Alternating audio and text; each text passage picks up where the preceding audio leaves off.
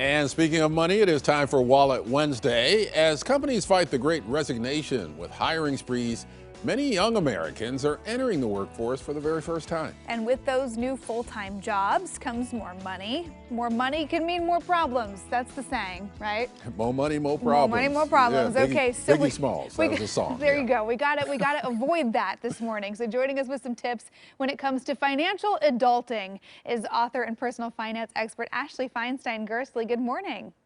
Good morning. Thank you for having me. Oh, sure. This is a good topic to get into, financial adulting. You know, it's something that a lot of kids don't learn as much as they should. You know, financial information throughout school, being financially literate. What are some of the most important skills that you think young people need to know these days? First, you mentioned it already, but you're not alone. I think there's this idea that everyone else understands what's happening with money and personal finance, but it's not something we learn about. I studied finance, worked in finance, still knew nothing about my own money. So we're all out there trying to figure it out. Another thing that's really important is financial adulting is about taking small, consistent steps over time. So we don't have to have a complete, huge transformation overnight. That actually usually sets us up for failure. We want to take maybe a positive financial step each and every week to really see progress.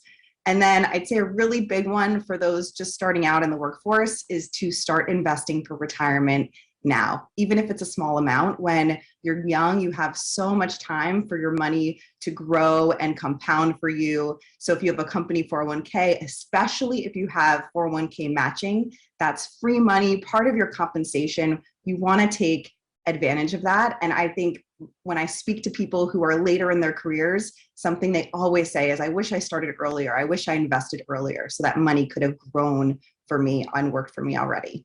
Yeah, when you're young, retirement just seems so far away. So you're like, why am I putting away this, $5 or $10 a week now? But it really does add up as you get older, as I have found out as I have gotten older, yes. What's the biggest mistake that young people make financially? I see two biggest mistakes. One is waiting to save until they have money left over. I thought that eventually I'd have money left over to save after I got another raise or a promotion. But if we don't pay ourselves first and really carve out that savings, it's just not going to happen for most of us. And I'd say another big mistake is to not have a plan or a budget. When we think of the word budget, it might sound restricting or limiting our fun, but with a plan, we can set aside money for our goals. We know how much we're spending. We can even put our budget with things that are important to us or that we value. So it can actually be a tremendous act of self-love to set up a budget, not this restricting thing we want to avoid.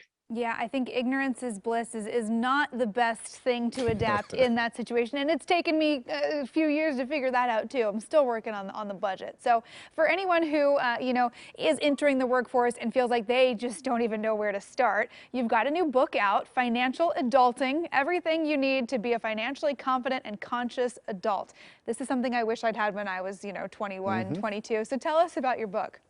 Yes, that's why I wrote it too. This is the book that I wish I had. It covers all the personal finance topics, everything that I think someone needs to know to feel confident and conscious in their finances. You can find more about the book at financialadultingbook.com. I interviewed 35 incredible experts to teach me and educate me on everything from investing, goal setting, taxes, estate planning. So we cover it all. And you can find more about the book again at financialadultingbook.com. Yeah, before we leave you, I have one question because I know this was really tough for me, especially when I was college age, is dealing with credit cards. You get your first credit card, you really don't know what you're doing Free with money. it. You just figure it's money, yeah. So what do you tell people about when they get their first credit card?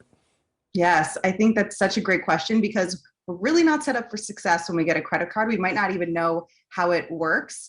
So I think this is where budgeting can be really, really helpful to just understand that when we put something on the credit card, if we can, it's best to pay it off. Understanding that compound interest that works to our advantage with investing actually works against us with credit cards. So we're paying interest on interest when we carry a balance, but it's also a tool that we can use when we have something come up or we need to purchase something. So just to understand what it's actually costing us And it's, almost like having a reverse sale when we carry a balance on a credit card. Sure. So many good topics to get into when it comes to finances, and the earlier the better. So financial adulting, definitely the way to go. Thank you so much for the advice. Author and personal finance expert Ashley Feinstein-Gertzley. Great to talk with you this morning.